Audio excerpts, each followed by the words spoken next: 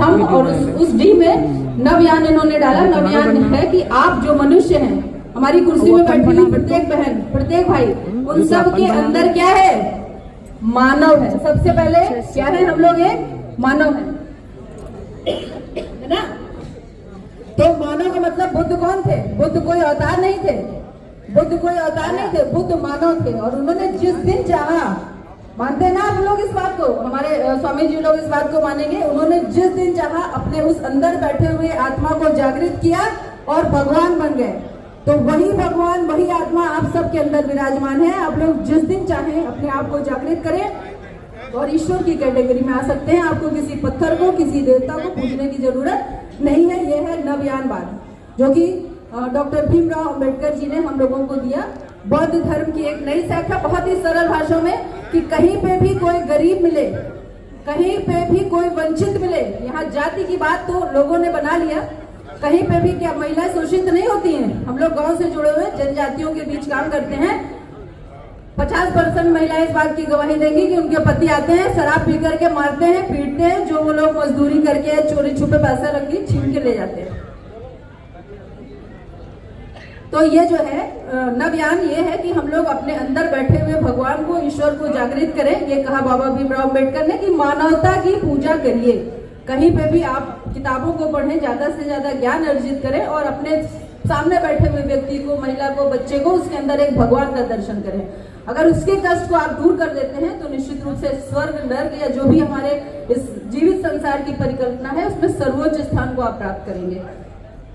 इसी के साथ उन्होंने दूसरा दिया कि अपना ध्येय लिए रखो। अच्छा, आपने पढ़ लिया, चलो अच्छी बात है, आप अपने आप को आपने जागृत कर लिया, अपना मतलब एक वो, लेकिन आपका कोई उद्देश्य तो होगा जीवन में। बाबा साहब ने ये बताया कि आप कितना भी पढ़ लो, कितना भी कर लो, लेकिन ध्येय क्या है? गरीब और वंचित, दबे कुचले महिला, पुरुष और वो जो मानव जिसको हमने जिसके अंदर ईश्वर देखा है, उसका उत्थान करना। मानते हैं कि नहीं मानते हैं कि हम लोग किसी जाति पे क्यों जाते हैं? कई बार, जैसे कि मैं रीना त्रिपाठी, मैं बेसिक में शिक्षक हूँ और हमने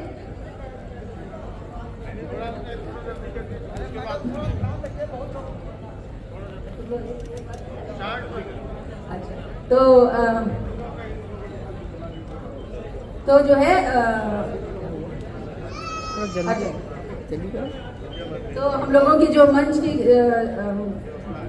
व्यवस्था है उसको हम लोग जारी रखते हैं। तो फिलहाल जो दूसरा डी है वो है ध्येय। अपना ध्येय क्लियर रखें, अपना उद्देश्य क्लियर रखें कि हमें गरीब, वंचित, शोषित हमारा जो मानव है उसका उद्धार करना है। और तीसरा डी है कि हमें धैर्य से काम लेना है, जो कि माननीय कौशल किशोर जी अक्सर कहते हैं। आपने उनको अक्सर किसी भी परिस्थिति में, अच्छी परिस्थिति हो या बुरी, उनके चेहरे में आप एक ही भाव देखेंगे, उसको कहते हैं धैर्य का भाव।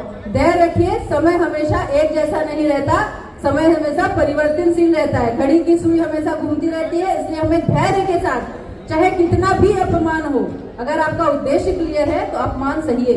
वो व्यक्ति जो 36 भाषाओं में PhD किए हुए थे, 9 भाषाओं का ज्ञाता थे, ज्ञाता मीन्स ज्ञाता ऐसे नहीं बनते, उसका हर चीज का ज्ञान हो, व्याकरण का ज्ञान हो, वो भी समय समय पर अपमानित हुए।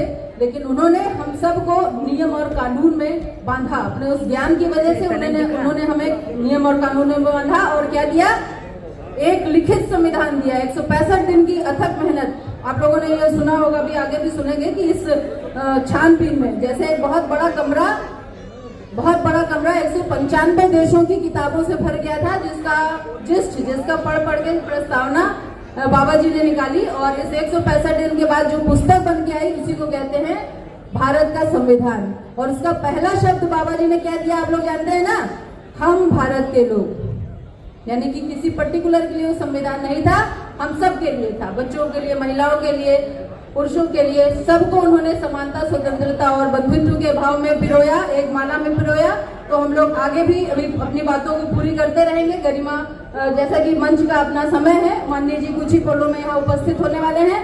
तो एक बार भारत माता की जय के साथ हम लोग आगे बढ़ते हैं और मंच देते हैं संचालक महोदय को। भारत माता की, भारत माता की धन्यवाद। धन्यवाद दीदी, आपका बहुत अच्छा उद्बोधन रहा। बहुत सभी से साथियों से निवेदन है, बहुत जोरदार तालियों से स्वागत करिएगा साथ में। अभी हमारे